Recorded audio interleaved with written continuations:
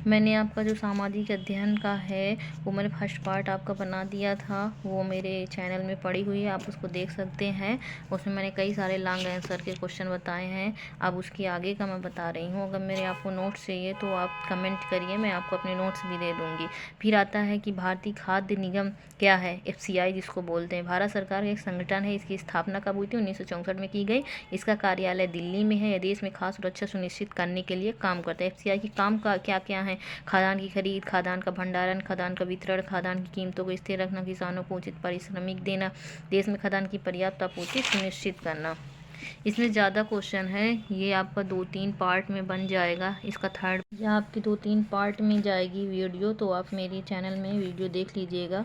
अब मैं आपके क्वेश्चन बहुत इजी वे में वही क्वेश्चन बता रही हूँ जो प्रीवियस ईयर में आते हैं। भूमंडलीकरण के आर्थिक प्रभाव क्या क्या होते हैं? भूमंडलीकरण से देशों के बीच परस्पर निर्भरता बढ़ती है। भूमंडलीकरण से बहुराष्ट्रीय कंपनियां भारत आती हैं और निवेश बढ़ता है। भूमंडलीकरण से भारतीय लोगों को रोजगार के अवसर मिलते हैं। ये भी और कई सारे पॉइंट हैं। फिर आता है खनन क्या है? पृथ्वी के गर्भ से धातुओं, अयस्कों, औद्योगिक तथा अन्य उपयोगी खनिजों को बाहर निकालना क्या कहलाता है? खनन कहलाता है।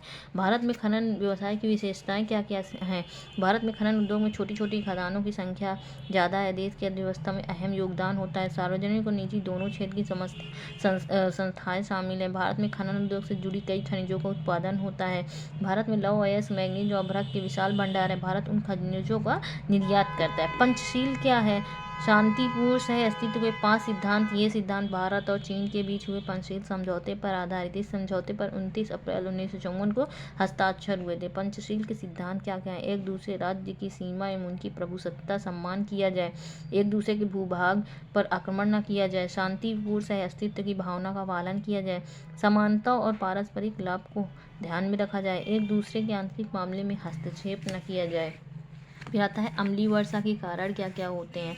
तो अम्लीय वर्षा के जो कारण होते हैं, अम्लीय वर्षा के मुख्य कारण प्रदूषण है। प्रदूषण के कारण वायुमंडल में सल्फर डाइऑक्साइड और नाइट्रोजन ऑक्साइड जैसी गैसें निकलती हैं। ये गैसें ऑक्सीजन और पानी के साथ मिलकर अम्लीय प्रदूषक बनाती हैं। कारण बिजली संयंत्रों, कारखानों और वाहनों में जीवाश्म ईंधन के जलने से गैसें निकलती हैं। ज्वालामुखी विस्फोट और जंगल की आग भी इन गैसों के उत्सर्जन में योगदान देती है। संयुक्त राष्ट्र संघ, जिसको आप क्या जानते हैं, इसको क्या कहते हैं? UNO शॉर्टकट में। यूएनओ की स्थापना 24 अक्टूबर 1945 को हुई थी। द्वितीय विश्व युद्ध में हुई तबाही और क्षति के कारण इसकी स्थापना की गई थी।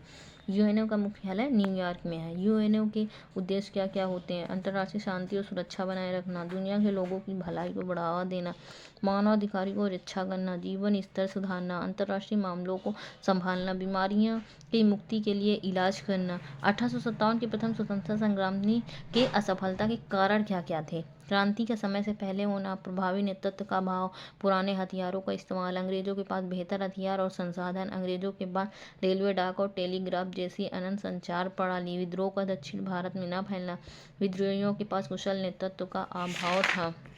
अभी और भी कई सारे क्वेश्चन है जो कि आपकी अब थर्ड पार्ट में आएगी। अगर आपको थर्ड पार्ट चाहिए तो आप मेरे चैनल को लाइक एंड सब्सक्राइब करिए, ज़्यादा से ज़्यादा शेयर करिए। Thank you.